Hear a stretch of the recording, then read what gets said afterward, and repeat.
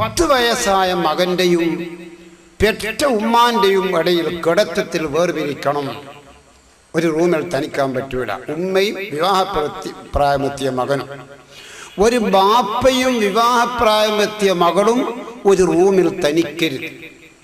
ആങ്ങളെയും പെങ്ങളും 2-3 കുട്ടികളുണ്ടാടാ, എല്ലാം പോയി റൗത്താ ഉറങ്ങുക. എപ്പം വരെ ഉറക്കിക്കളഞ്ഞ് ഒരു 8-9 വയസ്സാലും അങ്ങ് പൊറുക്കപ്പെടും. നോക്കുക, ഒന്ന് +2 പഠിക്കുക, +1 പഠിക്കുന്നത് ഒരു മോളാ, +2 പഠിക്കുന്ന ഒരു മോനാ. ഇങ്ങനെ ടിവിയും കണ്ടപ്പാടം കിടന്ന് ഉറങ്ങിയതാ. ചിലപ്പോ ടിവിന്റെ അകത്ത് കാണും പോലെ ഇവര് പോലത്തേക്ക് കളിക്കുക കതിയാ. അതുകൊണ്ട് ഇനി സുലിയാൻ ഇന്ത്യയുടെ അടുത്ത് കിടത്തിക്കോളെ, അമീദിന്റെ അടുത്ത് കിടത്തല്ലേ.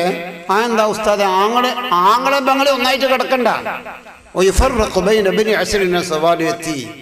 10 വയസ്സാ കിതാബിൽ പറയുന്നു.